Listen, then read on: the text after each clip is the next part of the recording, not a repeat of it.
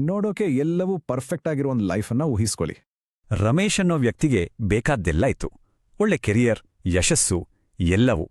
ಆದರೆ ಮನೆಯೊಳಗೆ ಮಾತ್ರ ಶಾಂತಿನೇ ಇರಲಿಲ್ಲ. ಏನೋ ಒಂಥರ ಖಾಲಿ ಖಾಲಿ. ಮನೆಯಲ್ಲಿ ಎಲ್ಲರೂ ಒಟ್ಟಿಗೆ ಇದ್ರೂ ಮನಸ್ಸುಗಳು ಮಾತ್ರ ದೂರ ದೂರ ಆಗ್ಬಿಟ್ಟಿತ್ತು. ಒಂದು ದಿನ ಅವರ ಮಗನ ಸ್ಕೂಲಿಂದ ಬಂದ ಒಂದು ಕಾಲ್ ಎಲ್ಲವನ್ನೂ ಬದಲಾಯಿಸ್ಬಿಡ್ತು. ಟೀಚರ್ ಕೇಳಿದ್ದು ಇಷ್ಟೇ. ಅದಕ್ಕೆ ಆ ಮಗ ಕೊಟ್ಟ ಉತ್ತರ ರಮೇಶ್ ಅವ್ರಿಗೆ ಶಾಕ್ ಕೊಡ್ತು. ನಮ್ಮಪ್ಪನೂ ಹೀಗೆ ಮಾತಾಡೋದು ಅಂತ. ಆಗ ರಮೇಶ್ಗೆ ಅರ್ಥ ಆಯ್ತು, ಮಗ ಅವರ ಮಾತುಗಳನ್ನ ಅಷ್ಟೇ ಅಲ್ಲ, ಅವರ ನಡವಳಿಕೆಯನ್ನೂ ಕಾಪಿ ಮಾಡ್ತಿದ್ದ ಅಂತ. ಕವಿ ಡಿ.ವಿ. ಗುಂಡಪ್ಪನವರ ಈ ಮಾತು ಅವರಿಗೆ ಒಂದು ಹೊಸ ದಾರಿಯನ್ನೇ ತೋರಿಸಿತು.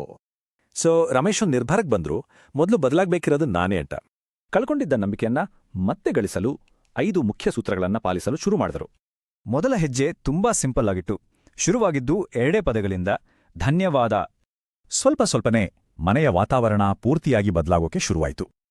ಆ ಭಾರವಾದ ಮೌನದ ಜಾಗದಲ್ಲಿ ಈಗ ಪ್ರೀತಿ, ನಗು ಮತ್ತೆ ನಿಜವಾದ ಬಾಂಧವ್ಯ ಚಿಗುರಿತು.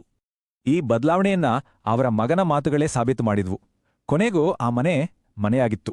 ನೋಡಿ, ಈ ಕಥೆ ನಮಗೆ ಒಂದು ದೊಡ್ಡ ಪಾಠ ಹೇಳುತ್ತೆ. ನಮ್ಮ ಮಾತುಗಳು ಬೀಜಗಳಿದ್ದಾಗೆ. ಡಿ.ವಿ.ಜಿ. ಹೇಳಿದ ಹಾಗೆ ಮಾತಿನ ಬೆಲೆ ತಿಳಿದವನಿಗೆ ಮಾತ್ರ ಜೀವನದ ಬೆಲೆ ತಿಳಿಯೋದು. ಯಾಕಂದ್ರೆ ಎಷ್ಟೇ ಯಶಸ್ಸು ಗಳಿಸ್ರೂ ಸಂಬಂಧಗಳಿಲ್ದಿದ್ರೆ ಅದಕ್ಕೊಂದು ಅರ್ಥ ಇರಲ್ಲ.